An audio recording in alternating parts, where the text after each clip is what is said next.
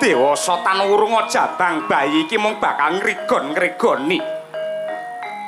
Ya kuwi anakku dewasrani anggene pepasihan kelawan Dresanala.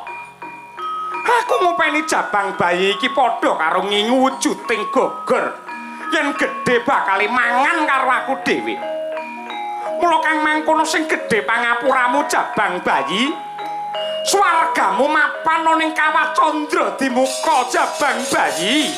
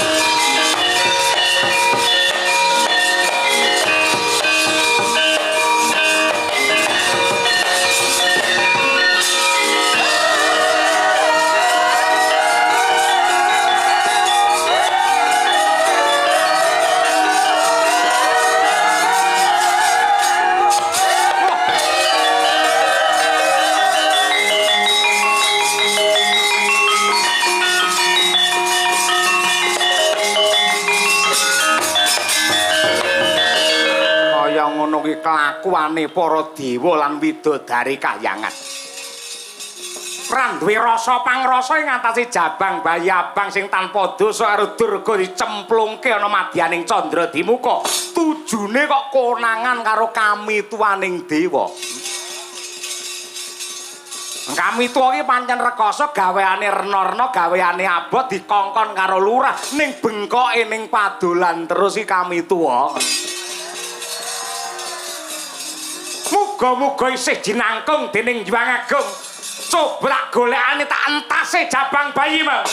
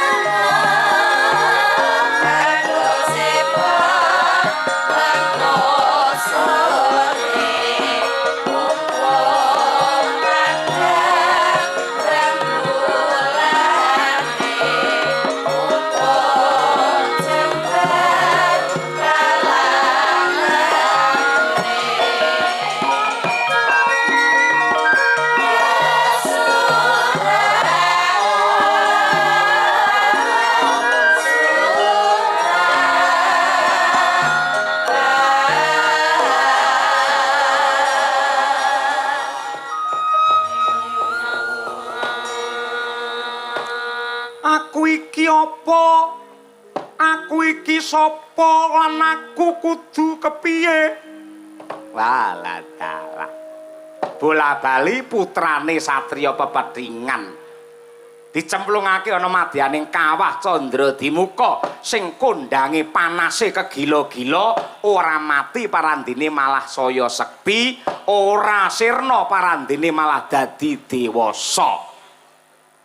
Kula jeneng kita kuwi titah. Jeneng kita kuwi menungsa cinipta dening Gusti ingkang akarya jagat, lantarane ya kuwi bapa kelawan biyung.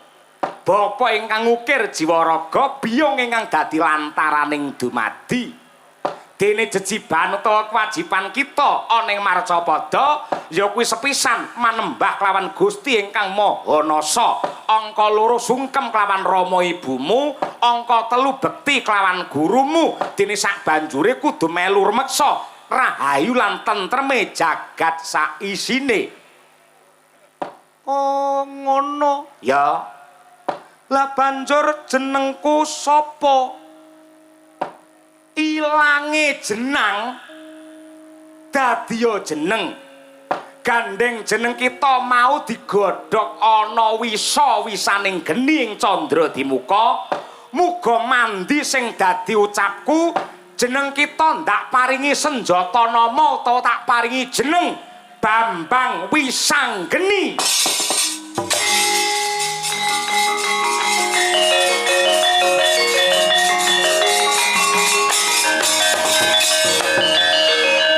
Jenengku Bambang Wisanggeni. Ya. Ora kok tambahi apa sing rada dawa. Tak tambahi Muhammad Wisanggeni Jayaningrat.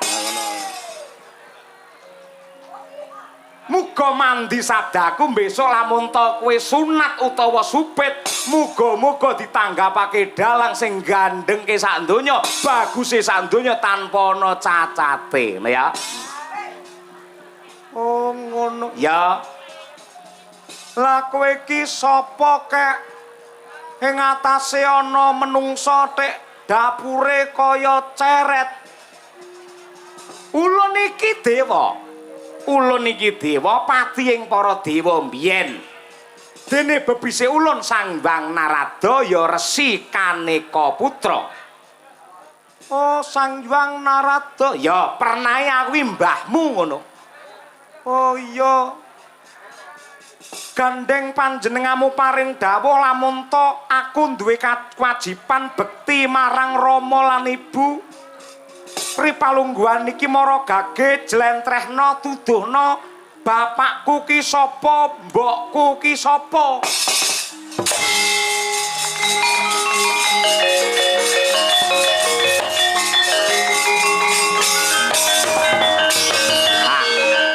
Yen jeneng kita pengen ngerti pakmu sapa, mbokmu sapa, kowe madhep mrana. Madhep rene. Ya. Terus sawangen kae. Ana dewa papat sing ngedhep meja cendhek.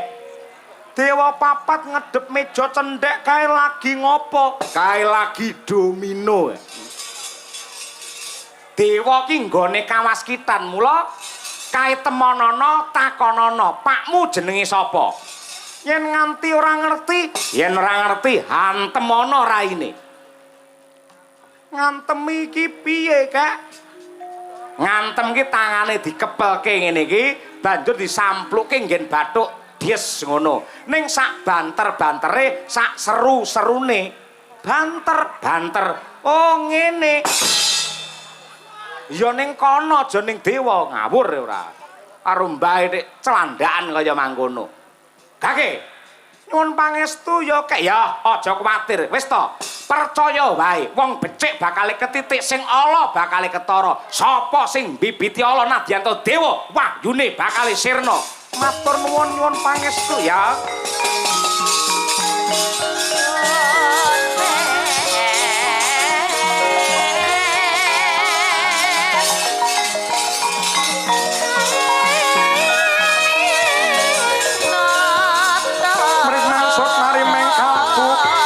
dene kang den bawangi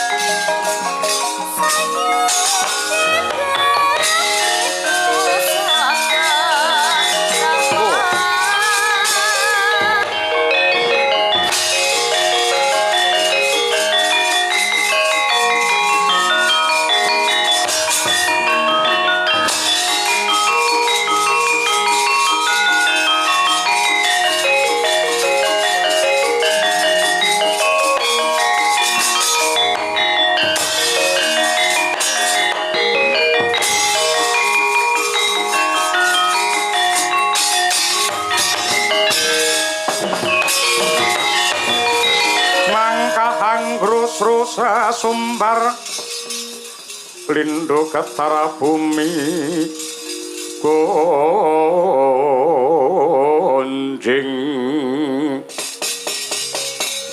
kumaludok kuntur katuk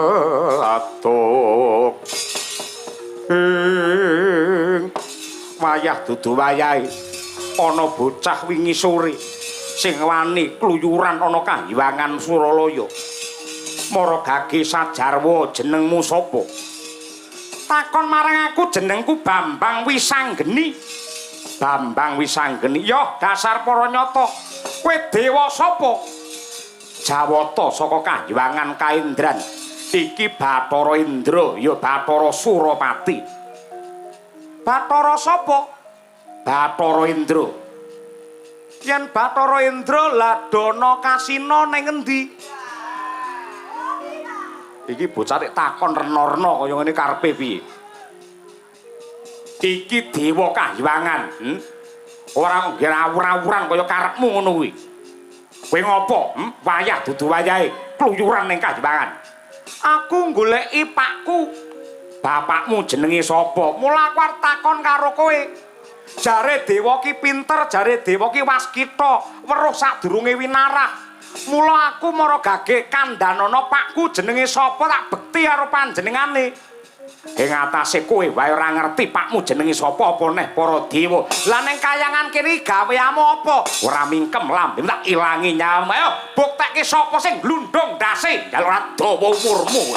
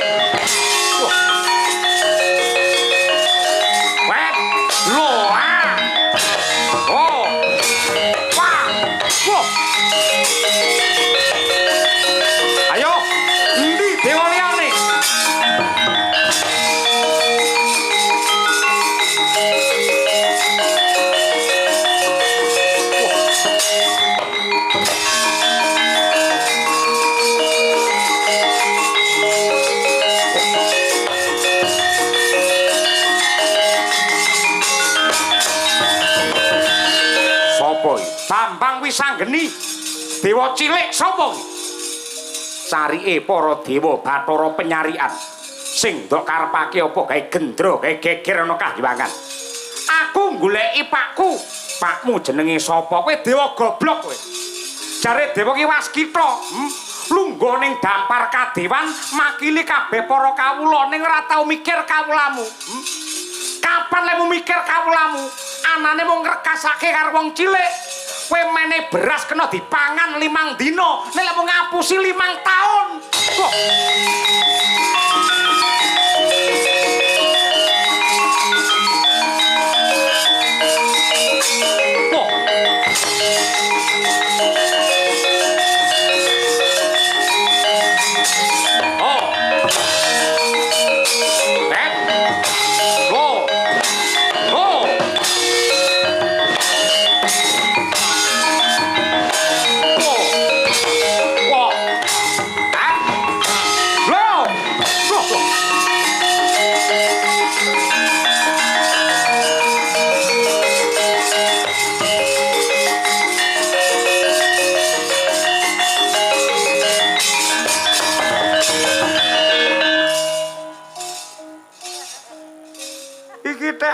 dewa sing raine kaya kentongan.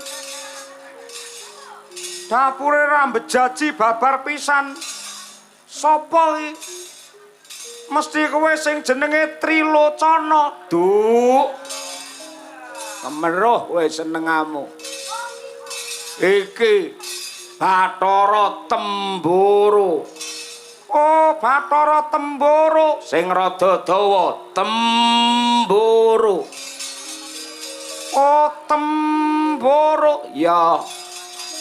Kowe dewa ya genah dewa, genah bis kapan sepaton kaya ngene. Apa lek bis kapan mesti dewa nggen kuwi nek bis kapan ning turu ae. Tegese yen kuwi dudu dewa. Kowe ngerti dhewe to Bathara Indra karo penyarian tak ajar ki mau. Ora ana sing menang tanding karo Wisanggeni. Merga dhewe ora ngerti pakku jenenge sapa. Klebu kowe he Bathara Temburu. Nganti ora gelem nuduhke pakku jenenge sapa. Kelakon tak idak-idak sirahmu kowe. Kowe tak kandhani pancen dewa-dewa liyane Temburu itu goblok-goblok kabeh. Sing Waskita sing pinter ki ya mung aku. Mosok? Iya. Ngerti pakku jenenge sapa? Ya mesti ngerti wong aku Waskita, tulisen men ora lali.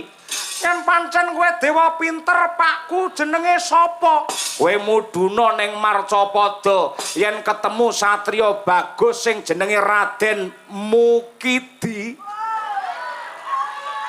Ya kuwi pakmu. Matur nuwun dewa pinter iki Bathara Temburu.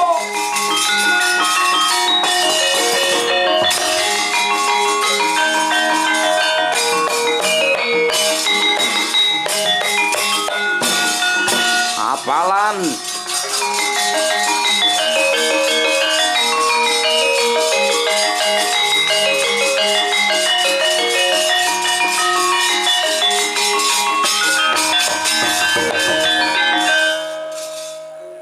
no. Kok mesem guyu ngopo kaya wong bungahi kowe Wisanggeni. Enak dewa pinter. Senengane kemeruh. Dewa sapa? Bathara Temburu. Bathara Temburu to? Ora Temburu ning Temburu. Teme duwa. Oh iya Temburu, manut karo kowe aku. Pinter dheweke. Pinter ya mung banget kek. Pintere mapan ana nggon ndi? Ngerti pakku jenenge sapa? Yen pancen Temburu ngerti manut Temburu pakmu jenenge sapa? Panjenengane paring dawuh ning Marcapada, lamun ana satriya bagus kliwat ukur ya kuwi pakku. Jenenge Raden Mukidi. Sapa? Raden Mukidi. Ora Sarmadi to? Mukidi kaya nekat kowe ngeyel kowe. Sik rapi enak to. Kowe tak kandhani ya, sakjeke wong nanggap wayang ora nek critane wayang kok jenenge Mukidi ora nek critane. Kowe diapusi karo sing jenenge Temboro kae. Padine kae ben slamet ora kok ajar, mula le jawab ngawur ngono kuwi. Dudu karepe dhewe. Lah ya karepe sapa ngene? Wah karepe Temboro yen ngono. Dioyak diajar sak pole setan alas tenan. Temboro.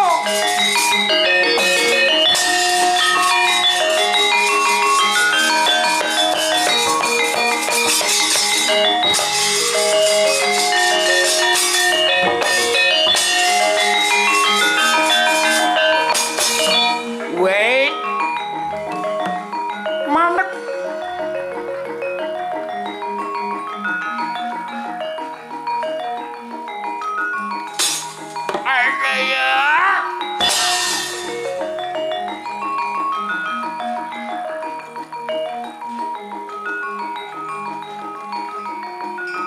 Pakku mau jenenge sapa?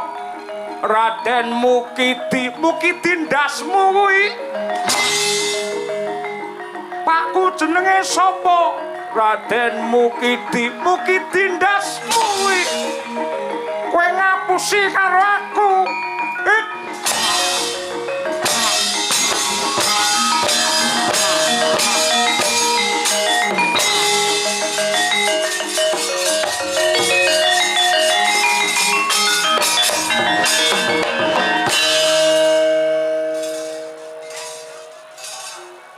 Loh,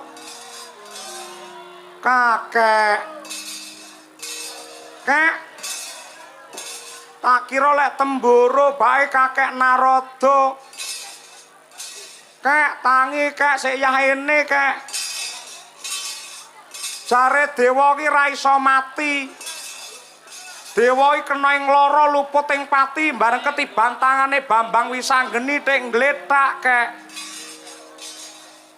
Kowe tangi yo kek. Kowe tangi yo yen kowe ra tangi kancaku sapa kek? Kakek tangi kek. Kakek Narada kowe tangi yo kowe aja mati. Ya ampun Niken Salindri teko. Endi? Oh, ketekan sinden jenggelek kaya ngono kuwi. Ah, kebangetan kowe. Bae dhewe paradene tibani tangan nganti kaya ngene iki. Lumah aku mau. Kalau ngapura aku ora ngerti ya, Kak. Nadyan kaya ngapa lan kepiye aja leren aja mandek aja mendho. Sadurunge ana dewa sing gelem jlentrehne pakmu jenenge sapa kowe kudu ngamuk ning kayangan. Oke.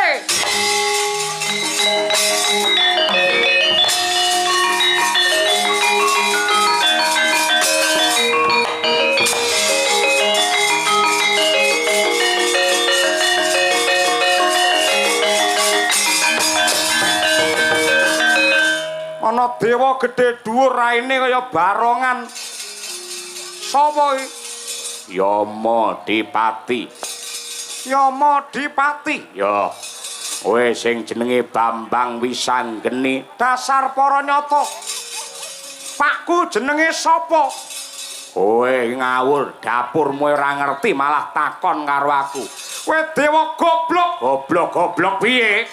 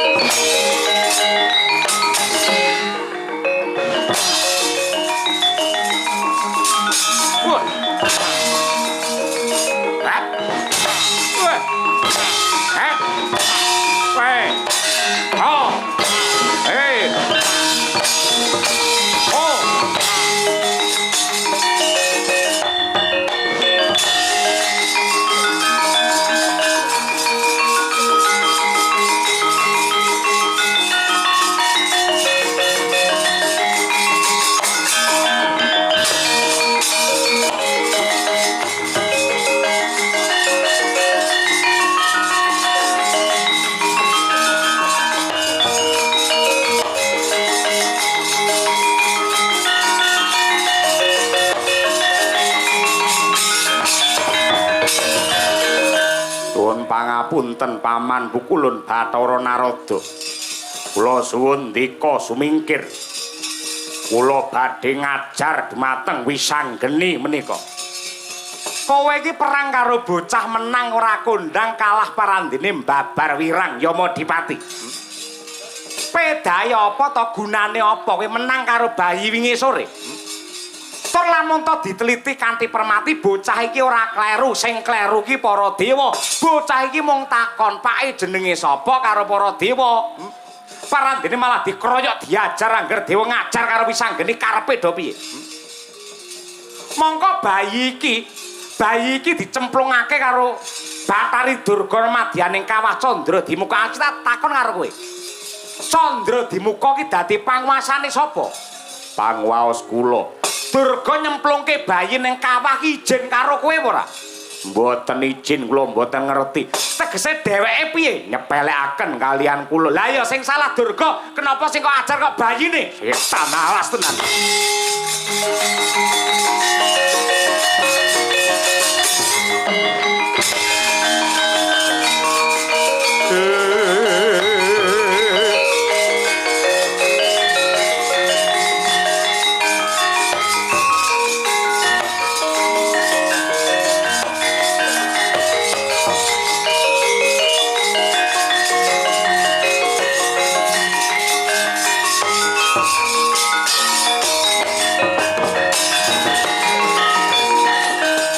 Palukon lagu ning lekas lokita linuding kidung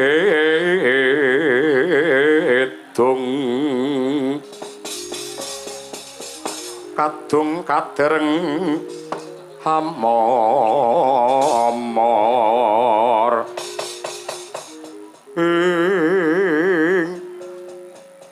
kepiye iki Kak? Nah, ngene ngger Wisanggeni. Nadyan kaya ngapa lan kepiye yektine lelakon iki mung kanggo pasinaon. Ngajar karo para dewa aja gampang nyepelekake karo kabeh para kawula. Mula ri palungguhan iki lamun ta wis adreng kenceng tekad kita kepengin sungkem marang ramamu, aja wedi kangelan muduna mring Marcapada liwat Andorante. Dene lamun ta ing Madyapada jeneng kita ketemu kelawan satriya Madukara ingkang kekasih Raden Arjuna. Yen ketemu karo satriya sing jenenge Raden Arjuna, ya kuwi wong tuamu sing wajib ndok sungkemi lahir tekan batin. Yen pancen kaya ngono daya-daya aku nyuwun pamit ya Kak. Ya. Duga-duga digawa ati-ati aja nganti keri. Muga-muga pengasih saka Hyang Agung tansah gumiring kelawan jeneng kita. Dadya satriya Sembaga Wirutama satemah bisa dadi kaca brenggala tumrape para taruna ing sak jagat raya.